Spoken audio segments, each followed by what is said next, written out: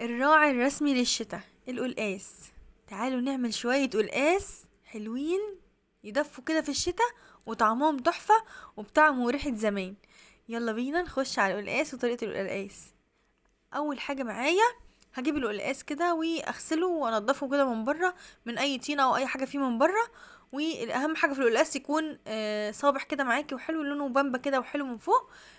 حاجة مهمة وانتي بتجيبي القلقاس حاولي ما تجيبيش القلقاس يبقى صغير، يعني حاولي تبقى الواحدة كده حلوة، كيلو ونص 2 كيلو حسب الطبخة بتاعتك، عشان خاطر ما تبقاش معاكي القلقاس حباية وحباية وتلاقي حاجة مستوية وحاجة لأ. فالأحسن تجيبي واحدة كده حلوة وتعمليها على قد الطبخة بتاعتك. أول حاجة كده أنا قشرت القلقاسة كده من فوق ونضفتها، وبعد كده هقطعها حلقات كده عشان تسهل عليا في التقشير والتقطيع. هقطعها حلقات كده مدورة وانتي بتقطعي بالراحة عشان متعوريش، سكينة كده كبيرة حامية ونقطع بيها القلقاسة بتاعتنا حلقات كده. ومعايا مناديل مطبخ بمسح بيها فيها اي حاجة في القلقاس. وبعد كده بقشر القلقاس بكل سهولة، بيتقشر معايا بسرعة و بتبقى طريقة سهلة قوي. فهنقشر بقى القلقاس بتاعنا كله بنفس الطريقة وبعد كده نقطعها سوا وننضف اي حاجة حوالينا عشان ما القلقاس بتاعنا ما يبقاش في اي حاجة خالص. بعد كده نقطعه مكعبات كده صغيرة. واهم حاجة السكينة بتاعتك تكون ناشفة تماما ما فيهاش اي مية، او البلانشة بتاعتك ما يكونش فيها اي مية عشان خاطر القلقاس ما يطلعش المادة اللزجة اللي فيه. احنا مش هنبله خالص ولا هنغسله. بعد كده هنروح نحضر الخضرة بتاعتنا. عندي هنا اهو 3 حزمات من السلق وحزمتين 2 من الخضرة، عشان الخضرة كانت مليانة قوي فحطيت 2 بس. هو المفروض واحدة وواحدة لكل كيلو، حزمة من السلق وحزمة من الكزبرة، حزمة ما تكونش مليانة قوي يعني كزبرة. بس كده هاخدهم على الخلاط ونضرب مع بعض السلق بتاعنا في الخلاط. وضفت عليهم كوباية من الشوربة عشان طبعا يتفرم معايا كويس. هفرمهم وبعد ما يتفرموا معايا هزود عليهم الخضرة. بس كده احنا فرمنا مع بعض السلق والخضرة. تعالوا بقى مع بعض على النار بقى. عندي الشوربة بتاعتي سواء شوربة لحمة او شوربة فراخ، تكون شوربة حلوة كده عشان نعمل عليها القلقاس.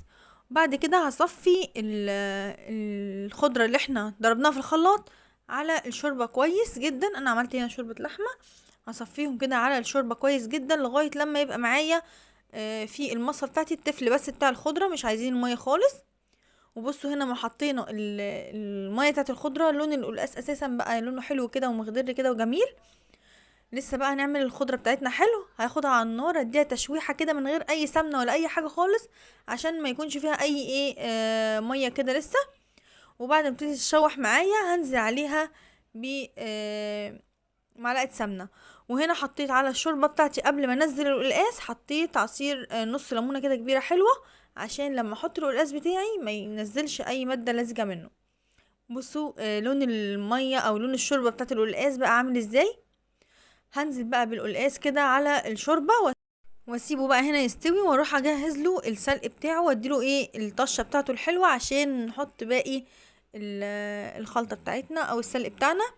خلاص السلق بتاعنا اتشوح كده وبقى لونه مخرفش كده وحلو ولونه زيتي. هحط كده معلقة سمنة حلوة كبيرة ومعاها معلقة كبيرة برضو من التوم، واديهم بقى كده تقليبة مع بعض حلوين عشان نعمل الطشة بتاعت القلقاس. بعد ما يتشوحوا مع بعض كده وتبتدي التومة عندي كده تطلع لها ريحة كده بس، هنزل عليها بمعلقة كده حلوة من الكزبرة وتقلبتين مع بعض، وهيبقى جاهز معاكي احلى سلق للقلقاس او احلى طشة للقلقاس هتعمليها، وهتاخدي اللون الزيتي الحلو بتاع زمان. هقلبهم مع بعض تقليبة حلوة، وبعد كده هنزل بالطشة الجميلة دي على القلقاس بتاعي. هو ما اتحرقش، هو واخد لون زيتي كده. تبقي عملتي احلى طشه للقلقاس. بصوا لونه جميل ازاي وريحته بقى تحفه كده ومفحفحه، الطشه مع القلقاس مع السمنه. بصوا مخليه القلقاس كده ريحته تحفه جدا قلب البيت. بس كده خلصنا القلقاس بتاعنا وكده استوى معانا.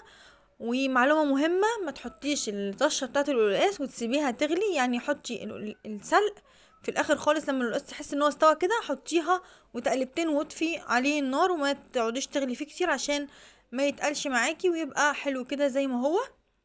بس كده يلا بينا نغرف مع بعض القلقاس. احلى طبق قلقاس عملته بجد، طريقه حلوه جدا وطعم القلقاس جميل زي طعم وريحة زمان كده اللي كنا بناكله كده عند تيتا. بجد جربوه وقولي ايه رأيكم في الطريقة. كنت معاكم مطبخ لينا.